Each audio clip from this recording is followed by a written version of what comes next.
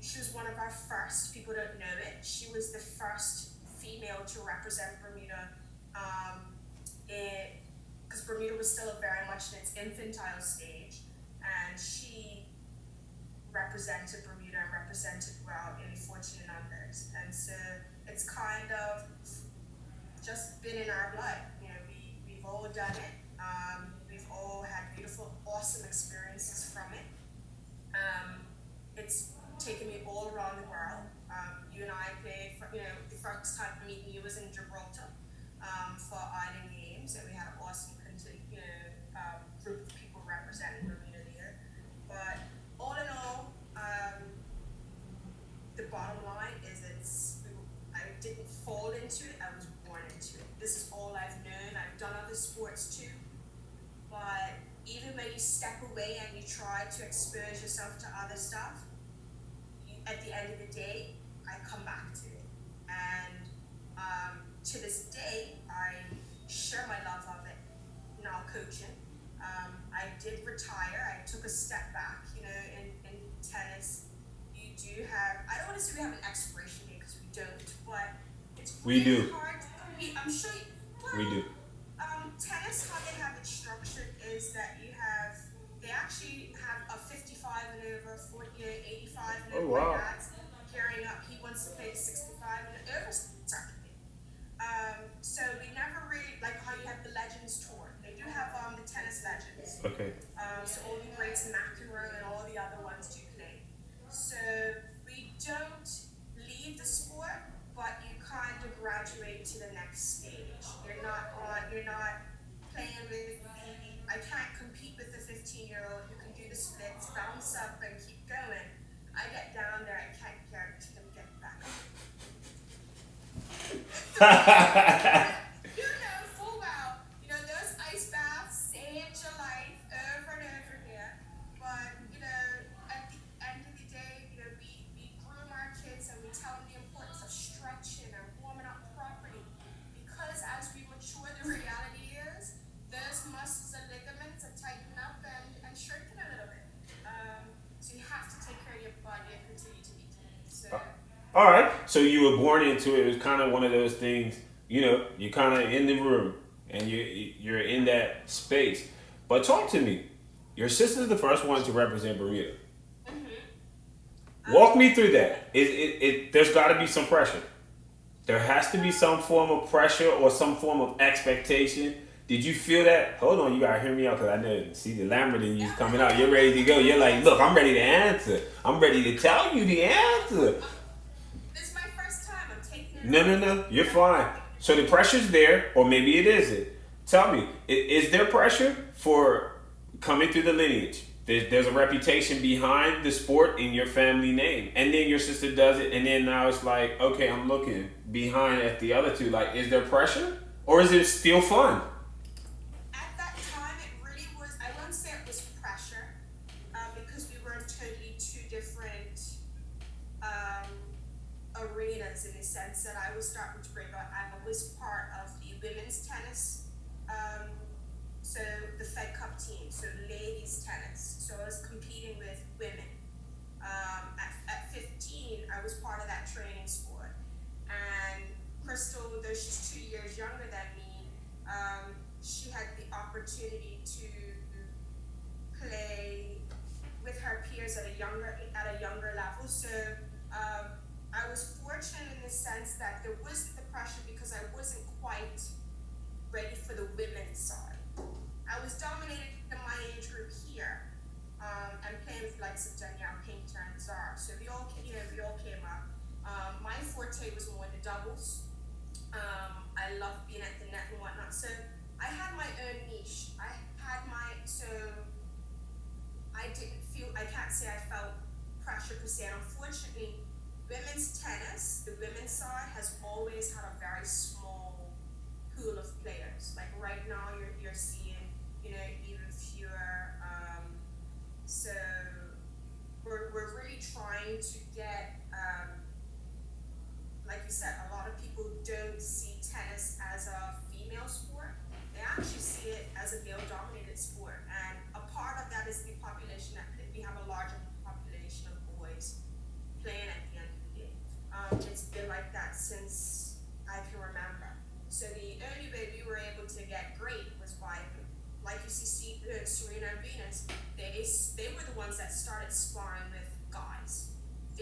sparring partner that they trained and traveled with was a gentleman. And so that's where they were really getting everybody with all the power. But coming back to me and feeling pressure, no, I was that sister that encouraged and nurtured and pushed. Because when you see the potential, because to me, if people ask today, they're like, who's better out of you and Jackie? And I'm just like, Jackie. And they're like, really? And I was just like, well, I want her to be, because if she doesn't surpass me, I feel. Because I want to push, Whoa, you gotta stop there. Now that's powerful. No, and I'm sorry, but I don't want people to miss that. There's such a level, and even in your sport, a lot of it, I don't care if it's women's or men's, it's a lot of individual. It's a lot of you having to excel in your own space. Mm-hmm. Talk me through that. What's going through your mind? How do you transition your mind to be, I want you to be better than me? Because I'm going to be honest with you, I played for 12 years. I never wanted nobody to be better than me. I never wanted nobody to beat me. I never, not even my cousins. I wanted to beat them. I won't even let my children beat me at Monopoly. That's what I'm saying. Like, so walk me through that. How do you find that within yourself? I guess that's a question. You actually stuck with that. I don't get stuck. Yeah, I'm lost for words there. I don't know. I think for me, I always saw their potential, and like I said, like Jackie was killing it on when she went away to school. She was playing people. A lot of people don't know, but Jackie was playing with the likes of Sloane Stevens. She used to train with her. She was she's one of the up and coming, and she just had this like it was effortless, and she loved it. And as her sister, I wanted to. You want to push, like that's just as a family we push and we move forward. So it was fun as well, because a lot of people saw us as the Venus and Serena of Bermuda, and so you play off of that for each other. When Jackie is great, I'm right there with her, because we were also each other's doubles partners. We knew what buttons to push when we were playing against each other in singles. So it's just like I have this inside secret. Like I know she's having a good day or a bad day. So it was like inside a trade, and I was just like, I know what button to push today to kind of throw her off mentally, and when to push. So there was an advantage. There was definitely more mental warfare. And it's always more personal, like you said. You don't want people to beat you, but at the same time, I took pride in when she did excel and surpass me and surpass others. But no, that's just how I felt. I don't know how my sisters felt about winning and losing. I mean, we used to see the newspapers like Jackie edges ahead, Tara equalizes. Like some people were actually keeping these statistics on who was winning what. But I think my personality as well. My personality is I'm nurturing one. Jackie will tell you, when I had Samara, both her and Chris were like, thank God you have someone to mother, to leave us alone. So I guess that kind of spills into sports as well, whether you're my sister or even some of the other up and coming. Like I acknowledge that I may have met my expiration date, but I still have a lot to give. So that's why I enjoy working with young people and people, period. It doesn't mean tennis is for everybody, young, old. If you can still move your cards and you want to run around and bash the ball around, then it's a great stress reliever. I have friends all the time saying, Tara, need to come hit. I was just like, hit it as hard as you want, go for it. We'll find them afterwards in the bushes, but hit it as hard as you want. So to me, in a roundabout way, coming back to, no, I didn't really see it as pressure per se, because I celebrated everybody's victories. Because especially when, and you've seen it, especially when we go overseas to compete. Yeah. You want people to peak. You want people to be at their greatest and their best. So I I tell people all the time, never play down to somebody. You know, anybody that you can drag out on a tennis court is an experience. And I can't give you my experience. So by doing that, playing somebody better than you, the same level as you, or whatnot, take something from it. And when you elevate, people are elevating. If they're serious about improving, they'll catch up. They'll hang with you. Or you've even said it in your seminars where they get left behind. So, you know, if you're at the peak of your game, if Sully's at the peak of his game, I've got my eye on you. I want to make sure that I'm holding on to those coattails so that I can try to figure out a way to surpass you. And So, that's what makes Bermuda sports fun. so talk me through it. So you're competing now. The Island Games is up and coming. What I think it was like what 2000. I don't even know when it started for tennis. I know basketball didn't start till like 2005. So you're starting to compete, and it's a level of competition. Now you're kind of looking, engaging, like, oh, okay, it's not just Jackie and we gotta look at this girl from Saramar or this girl from Gibraltar. How does that come into play? For me, it was exciting. It was like, oh, I just want to be. I'm gonna be honest. As a player, I was just like, I just want to beat them all. I want them all to say he's better than me, selfishly. But how did you guys go into it? Because obviously you have a different approach and a different mindset as you shared. How did that begin for you guys, and how did you evolve? First, comparing it to, well, I can compare it to like for Fed Cup, because for Fed Cup, which is our ladies' international competition, we compete with several other countries, both small and big, and that was one thing that I thought was really interesting and different with the Island Games is it was other small nations. So Yeah, it's fair. yeah, so I felt it for me. Interestingly enough, it was even more competitive because they're dealing with the same small player pool that we would typically see, unless you're consciously trying to get out of, wherever you are staying, out of your bubble, and testing the pools elsewhere. So for us, unfortunately, we just had each other. Now, one particular year, I think, for Island Games, for CAC Games, the different competitions that we participated, we were fortunate to secure a sponsorship so that we can do kind of like a boot camp leading up. So we travel 2 weeks before so that we can peak just in time for the tournament. Instead of what often happens, from my experience, is that you don't really start seeing the ball because it's a faster pace. Everybody's super fit.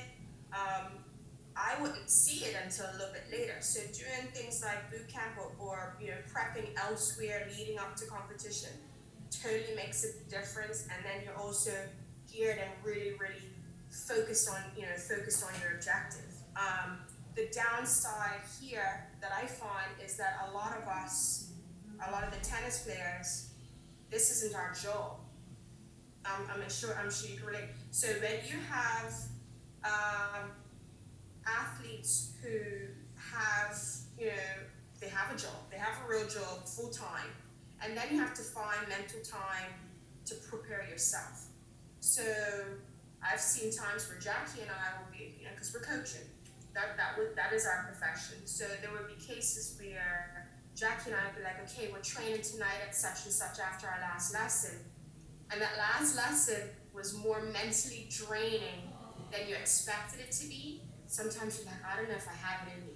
But you have to push, you have to push through and get the work done. And Jackie and I used to purposely train at the hottest times of the day here. So that was all part of our mental, all part of our prep. And I'd have to say for me, before Jackie was eligible and old enough, that actually helped me in a couple of Fed Cup campaigns where I remember we went to Costa Rica and I was one of the only people who didn't have altitude sickness because I had pushed myself so much that I didn't need much time to climatize. So that was one of my strategies, training at the hottest time of the day, making sure that you're getting getting enough fluids, making sure that you're getting enough sleep. But definitely leading up, you put more hours in. You try to, I would always try to see the ball first before you start asking people, like Gavin or any of the other, the men's players, hey, would you hit with me, so that I'm seeing even faster and an even heavier ball to help prepare, because the South American players, that's all they do. I mean, I'll never forget when we went to Cuba one year. Cuba's sports program, I mean, they put their players on a stipend. Like, that's their job. You wake up, you go to the gym, you put so many hours in, you hit the court, you take a lunch break. That is your job. And then your family is provided for as well. Whereas I don't really feel that Bermuda receives sport. They're starting to receive it, like with Nikki and some of the other pro athletes, and I'm sure you feel it as well. I find our government still doesn't quite take it seriously until you do well. When you've done all the work, then they start to take it seriously. So it's hard to expect amazing outcomes from other sports, not just tennis, if you have to work and find time to train and dedicate, and that's where the mental side, Well, let me ask you this, because some people are different. Like, I'm gonna be honest with you. I thought a lot of people said to me, "Well, you're the only pro who's playing. Everybody else has a job, da da da da." But there was a mental side in me who was like, "I do this every day. Like, it's not that deep." Did you ever see that in the play as you went on the circuit, that you saw some players who were highly ranked who was like, I'm better than this person. This person doesn't work as hard. And did you find any gaps because you work so hard?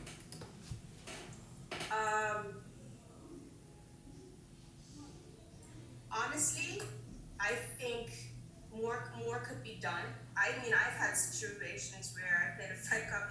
I was starting to become the oldest person playing, sadly. Imagine that. I think I was 32 or 33 at the time. And looking, because they list everybody's ages, but anyway, I digress. I played this Peruvian girl. She actually had a WTA ranking.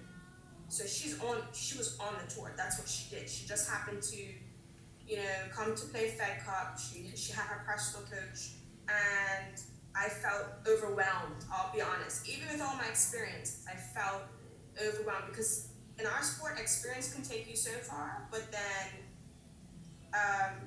playing at that level gives you that much more edge.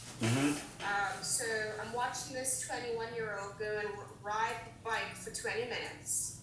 I'm warming up with my teammates. Riding for 20 minutes, hardcore. Blows me off the court in 20 minutes.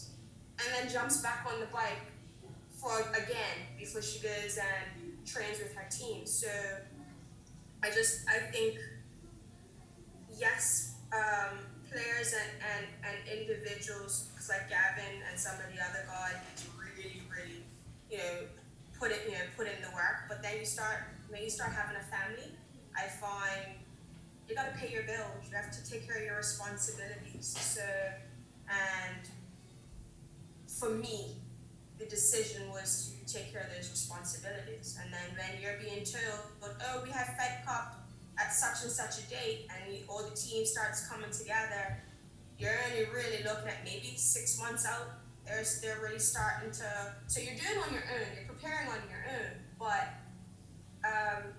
for tennis specifically, because our format, we have singles, we have doubles. You can't just play doubles with just anybody, and you need to play with your partner. You need to, and we did have one great coach that worked with us one year. What he purposely would do is he would constantly change up the combination, so you got accustomed. So let's say Jackie got hurt. I still had somebody, to play with. She was my ideal partner, because I didn't have to.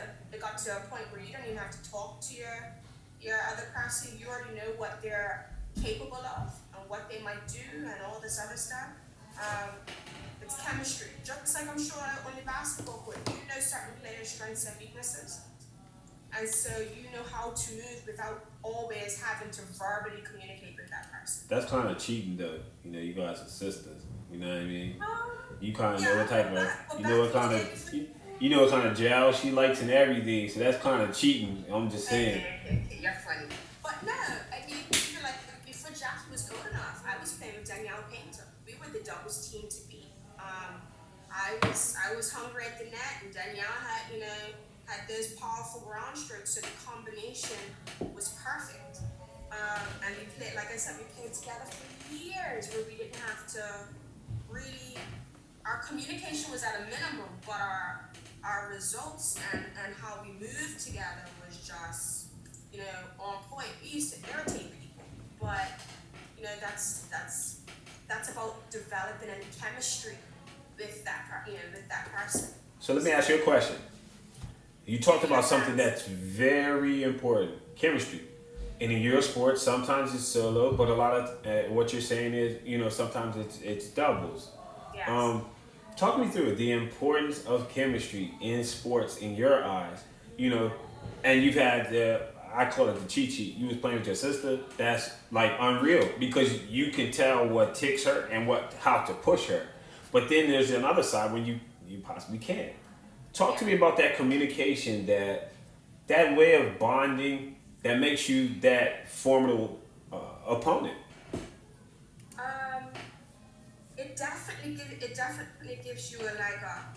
Like you said, I mean, there were times that with Jackie and even with other players, I've had the pleasure of playing with Caitlin Gordon in doubles, Danielle Downey, um, and you definitely want that sense of camaraderie is awesome. But like I said, you still need to make sure that you're talking like I can tell by body language. Oh, she's down on herself. I have to find a way to cover, win that next point to kind of take some pressure. Or, well, the main thing is I want to win that next point to take that pressure off of her so that she can kind of breathe a little bit. But no, unfortunately, not everybody um, has a personality that gels well with everybody. My dad always talked about the story of Arthur Ashe and I think it was Jimmy Connors. At one point in time, they were 1 and 2 in the world, and then Davis Cup came up, and the coach was like, "Okay, you guys are playing. You're 1 and 2 in the world in singles. Like you guys are playing doubles together." But there was a rivalry. They were always at each other's throats. So to try to come together to play as a team, they got throttled. Because they couldn't figure out. They just didn't gel. So wait, Um, wait. Let me ask you a question. So is a part of gelling releasing some of your ego? Could it be yeah, that I'm you definitely kind of have to digress? You give and know, take. It's give and take. right? You can't take every ball. You can't be a ball hog and be like me, me, me, me, me. I have to be able to set my partner. That's you. I think. We still haven't gotten on that tennis court and had that tennis game, but anyway, it'll happen. Don't try to embarrass me on this webinar, okay? I would never get out there Oh and man, humiliate I'm like myself. 4 feet tall, so me trying to shoot on you is not gonna happen either. All this reach, and I will miss every single ball. Anyways, I'm sorry, I was being rude. Sorry, people. No, but yeah, I want to say that you have to identify when you have to give that because I've played with some players where they'll try to take every ball off my racket, and I'm just like, stay on your side, but type of thing. Let me play to my strength. If I just hold my corner in doubles, we're good. But if you're trying to play your half of the court and my half of the court, what is my purpose? So yeah, not everybody can handle playing singles and doubles. Some people are just specials. Like my preference is doubles. I used to only play singles for the fitness side of it, and the mental toughness. I probably would have been even more successful maybe if I tried to do more. I used to do a lot of serve and volley, and when I had when I could, depending on my opponent. But because because I love the net so much.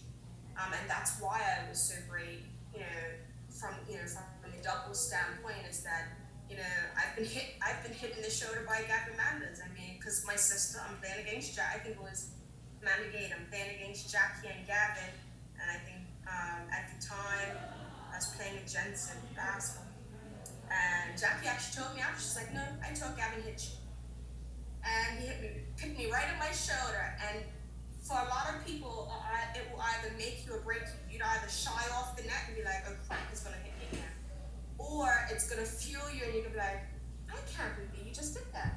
You did that trying to get me." Oh no, it kind of, you internalize it and you use it as fuel, and you're just like, "I'm gonna prove you wrong." Now you took me off. How do you do that? That's very difficult. I just want to make sure everybody understands. There's a racket and a ball, and it's not like baseball. You got like 20 feet away from the ball. The ball's coming right at you. How do you mentally wash yourself and say, "I'm gonna get you. You shouldn't have done that"? How do you do that? Because I'm just saying, if you threw something right now at the screen, I duck. Again, I think it's personality. You have to be hungry, where you're just like I'll be at the net a lot of times, and depending on who my opponent is, I'm constantly telling myself it's coming, because especially in mixed doubles, typically the female is the person that they're going after, because sometimes you're the weaker link. Physically, people see you as the weaker link. So, but Jackie identified that Tara loves the net. If we don't take her out, she's gonna win the point. So at the elite level, unfortunately, a lot of times you either hit the person to intimidate the person, because trying to hit around that person, you're giving them an opportunity to get the racket on it. I could shank the ball, without not even trying to do it on purpose, and the ball goes. I mean, we've seen that junk shots. So I've seen people unfortunately go at each other, but at the same time, it's a double-edged sword, because it's also, if I could win the point without hitting you, I will. Now, if you've hit me or hit my partner, that mindset of trying to be a good sport, you've not changed the game, because you hit me. So, or you hit my partner. I've literally said that, like, you really just hit my partner. Now my goal is to either hit you or hit your partner. I know, I'm sorry, audience, that sounds horrible. No. Don't say sorry. Please. This is a part of sports. Dude, please don't say sorry, because a lot of people don't understand, like, you know what I mean? Somebody trips you on the football or soccer field or something like that. It's a tactic. It's a tactical, whatever you want to call it, foul or irritant. Yeah. It's a tactic that sometimes you have no choice but to make, and so it goes tit for tat. But you also have to make sure that you keep a cool head, where you don't get too emotional. I think where people start to get too emotional, because now when your emotions get involved, sometimes you're unpredictable and become erratic. So you have to find a nice balance of, you've ticked me off, but now how can I strategically, I'm still going to win the point. I'm not going to, in other words, I'm not going to lose my head and sting this ball to the fence. I'm going to purposely execute the shot and start moving. And so that's where the finesse in tennis, and because, like I said, it's not a big court. There's not a large margin for error. So, but you want to make everything count. You want to make everything you touch count when you play. So talk me through it. I want to be mindful of your time. What is time? I've got plenty of time. You're evolved, and unfortunately, Father Time says, "Hey, you know what? This isn't your lane, or this isn't what you do anymore." How do you now reach the next generation? Obviously, you have credibility. Obviously, you have, that backing of a family name, and you're a hell of a player. How do you now teach? Do you teach? Well, I don't even want to ask that. What's your style of teaching as a coach to players?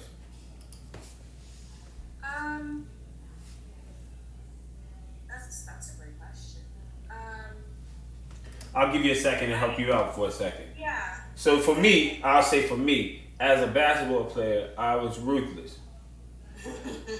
to say the least. I was ruthless, and I could care less about you or anything. And the only time I cared was afterwards. But now, as a coach, my attitude is be mindful that you can act like that, but you'll usually be hated and you'll be isolated and you'll be alone. And that's a lonely place to be. So as a player, as a coach, now how do you coach?